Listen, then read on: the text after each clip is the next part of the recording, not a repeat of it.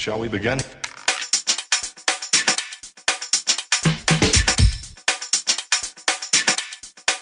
Let's begin now.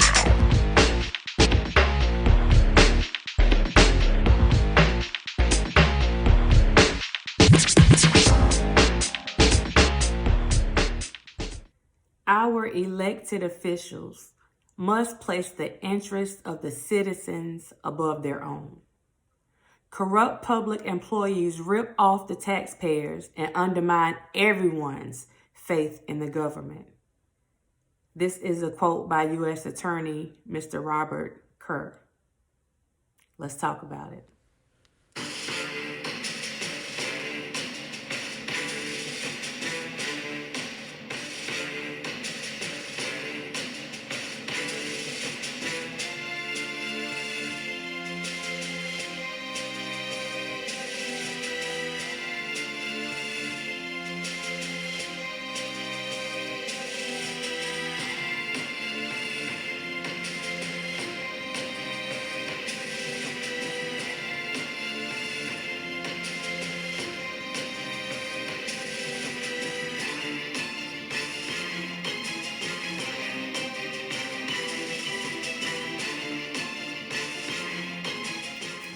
Hello everyone, this is Carolina Diamond, Epiphany of Change. I am Dr. Rogers, Dr. Sherelle, whichever you prefer.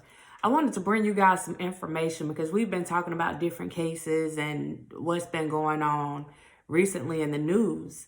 And we tend to focus more on the men. So this particular story is involving a female. And I want to say that as with anything or any cases or charges that we talk about on this particular channel, is that everyone is presumed innocent until proven guilty. Today, I was informed that she was indicted. She has 11 charges. She was indicted on charges related to tax evasion and wire fraud.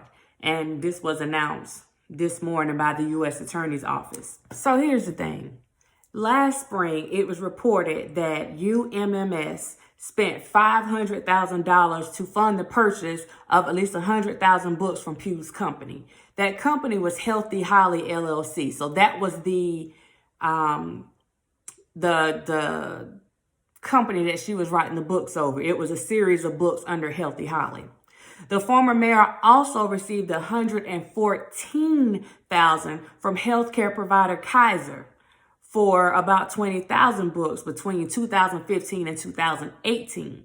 And then an additional $80,000 from the Public Foundation Associated Black Charities, which said it bought at least 10,000 copies. Bless her heart. Pugh was elected mayor in 2016. She apologized in March for doing something to upset the people. She also returned $100,000 to the medical system, canceled her book deal, and resigned from the hospital's board. And the thing is, again, we've been talking about the charges and all the things that men have been doing. And I just think it's only fair to make sure that we're not showing any bias towards men, women, ethnicity, color, like whatever, that we're being fair across the board in reporting this information, especially when it comes to justice. And again, the presumption of innocence is always a factor. So she is entitled to due process. She has to go through, yes, she's been indicted by a grand jury, but she's still afforded those same rights that anyone else is, you know, with them trying to find the truth about what's going on. So again, innocent until proven guilty. So the grand jury indictment, which was made public today, it alleges that Pugh defrauded area businesses and nonprofit organizations with nearly, like I said, $800,000 in sales of this Healthy Holly book. Pugh right now she's 69 in age. It said that she also used the profits to buy a house, like I stated earlier, to pay down debt and to make illegal straw donations to her campaign. At the same time, and this is where her other charge comes in at, and this is the big thing. And this is why I wanted to mention this because, you know, we always look out for each other and we talk about, you know, people being in need and all this money going to the upper echelon and the wealth not being spread equally. And so this is what caught my attention with this, because she cannot get a pass on this if this is true. So what is being reported is that, man, Miss Pugh was evading taxes, basically. So in 2016, when she was a state senator, not a mayor, she was a state senator and she ran for mayor, she told the IRS that she made $31,000. $31,000. Okay? That's all I'm saying. Whenever they went and checked her paperwork, Miss Pugh had made at least $322,000 that year. So she went from telling the IRS that she made $31,000 that year, and when they actually went and pulled her paperwork, she made at least $322,000 that year, meaning that she shorted the federal government of about $100,000 in taxes that year. And it makes you think, because this is the reason why people don't like giving up their tax returns, right? Because if people really get to the truth and really get to see what's going on, they'll see, okay, yeah, you said you made this, but according to these tax returns and all these documents that we have, no, you're lying. Tax evasion 101. There's always a paper trail. So you need to make sure that you're doing your mess right. Oh my goodness. So when now you put all these things together, then Pugh allegedly, according to the prosecutor's office, can face a maximum of 175 years in prison for being greedy. Allegedly. Prosecutors are seeking to seize $769,688 of her profits, along with her current home in Ashburton, which she allegedly purchased and renovated with the fraudulent funds. So she's expected to turn herself in tomorrow to the U.S. Marshals. Miss Pugh also had two co-conspirators in this case. So the first one was Brown. Brown was a 38-year-old aide to Pugh as a state senator and as mayor. Brown pleaded guilty earlier this month to 4 counts.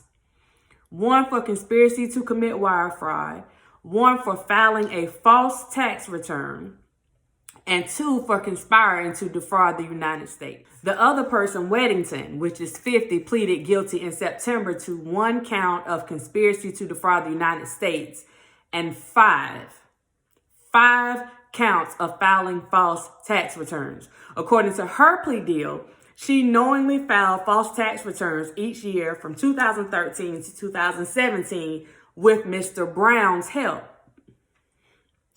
Prosecutors declined to say whether Brown or Weddington are cooperating with the investigators, and their sentencing hearings had not been set as of today. But they both have pleaded guilty in the cases or the charges that they had. So you guys, y'all know what that means. I'm going to just leave that there. Ms. Weddington's attorney also said that she regrets her actions. Here's a quote from her. She unfortunately got put in a situation that many Americans face today, where she was behind on student loans, behind on health care debt, and she unfortunately made some wrong decisions. I got student loans. I got health care debt. I can't go and be filing some false taxes and taking money from nonprofit organizations. You know what? Let me bring it on back. Ooh. And the thing is, I know people are saying, but she's a sister, so you shouldn't be bringing this out. The thing is, if you're breaking the law, you're breaking the law. It doesn't matter what area you come from. It doesn't matter who that particular person is. Everyone should be held accountable for their actions. So if these things are true about Miss Pugh, then she's going to have to be held accountable for her actions. So I'm going to sit around and I'm going to be observing. I'm going to watch this case, number one, to make sure that it's handled fairly, that it's handled properly. That's my thing with all these cases. Do things right. Don't, sit due process to the side. Do things the way that they are supposed to be done. Make sure that Everyone is afforded the same rights. So we're going to watch this. But I will say, again, everything is alleged in this particular case. She has been indicted. That's no different than anybody else that has been indicted. But we're going to watch this case and see what happens. But I wanted to make sure that I wasn't only reporting on our men, because it's not just the men that committing crimes or allegedly committing crimes. So I wanted to put that information out there to see what you guys thought about it or what you think about it, and for us to have some discussion. Let's talk about it. I'm interested in seeing what you guys think. So this is Carolina Diamond. I'll see you next time. Bye.